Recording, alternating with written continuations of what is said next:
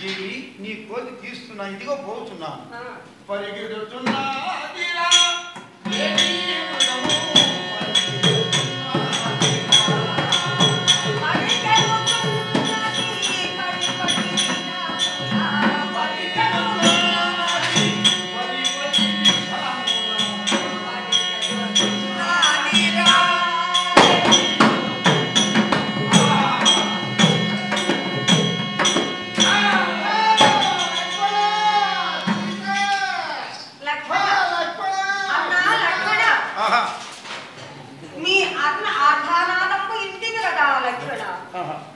నీ అన్నకి ఏదో ఆపద కలిగినట్లున్నది కానీ నీవును పోయి నీ అన్నకు రక్షింపమని నేను ప్రాధేయపడుతున్నాను.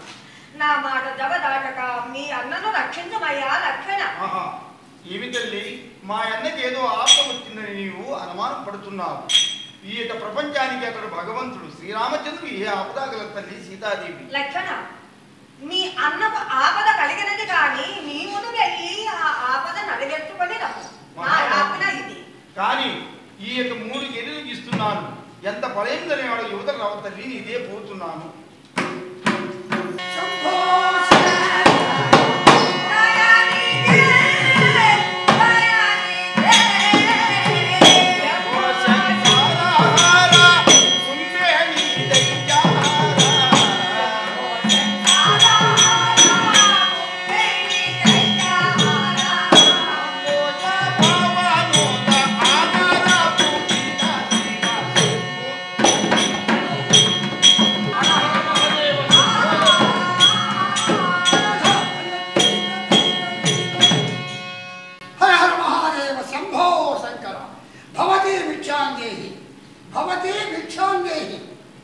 అయ్యా యతీంద్ర రమ్ము, ఈ ఆసనము పైన కూర్చొని ఈ ఫలంబులు భుజించుము.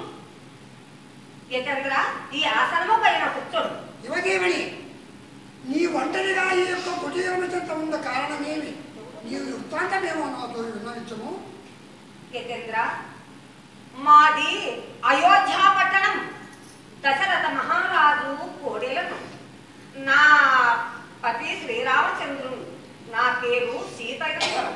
ఇప్పుడిప్పుడే ఒక లేడి మృగంకు కనపడగా దాన్ని పట్టి చెత్తుమని అడవులకు అన్నదమ్ములిరువురును వెళ్ళి ఉన్నవారు. నీవు ఈ చోట ఉండినను వారు వచ్చినను నీకు అతిథి మర్యాదలు గావింతురయ్యా మౌనీశ్వర. సుందరేమణి నీ వృత్తాంతమేమో చెప్పితివి. నేనెవడనుకున్నావు? నీ ఇంటి భిక్షకుడునా? భిక్షకుడు కాదు, త్రిలోకవింత కాలంలో కూడా రావణ చక్రవర్తిని నేను. లంకాపట్నం వేలే భూపతిని. నిన్నిప్పుడే ఈ క్షణమయ్యే చర్యతుడు నా లంకాపట్నం చేర్చుడు. అవజ్ఞానుడా, శ్రీరామచంద్రుని భార్యను చెరబెట్టుటకు శ్రీరామచంద్రుడు సకల శాస్త్ర విశారదుండైన పరాక్రమంతుండు. శ్రీరాముల వారి భార్యను చెరబట్టుటకు నీకెన్ని తలలు గలవు నా దుర్మార్గుడా. ఏమి సకల శాస్త్ర విశారదుండము శ్రీరాముని భార్యను చెరగోని పోవడం నీ ఎన్ని తలలు కలిగిన పలికెదవా? అవును చూడరా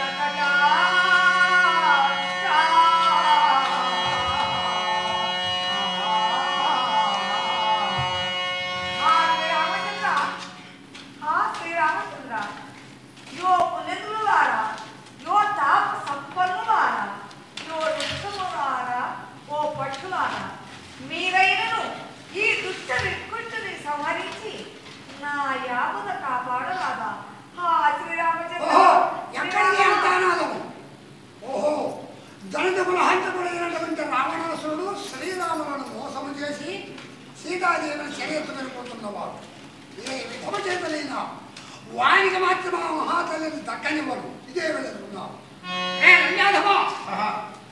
ఏమిరా మిగులు పొగరెక్కి మిట్ట నెరవేరుస్తున్నావా? జగదేక మాత శ్రీరామును మోసము చేసి ఆ సీతాదేవిని చర్య ఎత్తుకుని పోతున్నావు. నా మాటలు అంగీకరించి బుద్ధివంతుడవై ఆ జానకి మాత్రం నాకు అప్పగించి వెళ్ళు. నీ తలను ఊడదీయుదురా దురాత్మ. పక్షి అయితే ధాన్పుతున్నావా? నేను పోతున్నాను. కథములనగా ఓటమైన గోర్ల చేత నీ కలిబొమ్మల చదలమనకి నిన్ను వికలాంగుని చేసి సీతాదేవి శ్రీరాములకు అప్పగించు.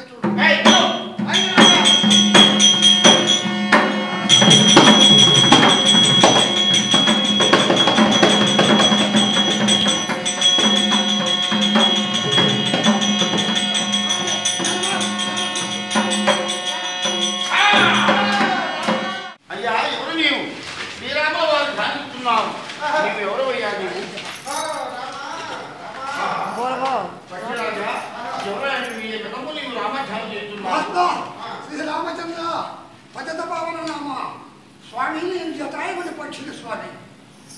దళిత కులహంతకుడైనటువంటి రావణాసురుడు మీ భార్యను చెర ఎత్తుకొని పోతుండగా నేను ఆమె చెర విడిపించాలని చెప్పి వారితో కలిసి యుద్ధము గావించి వారి ఖడ్గము చేత నా రెండు పక్షములనుగా రెక్కలు తెగొట్టినాడు తండ్రి.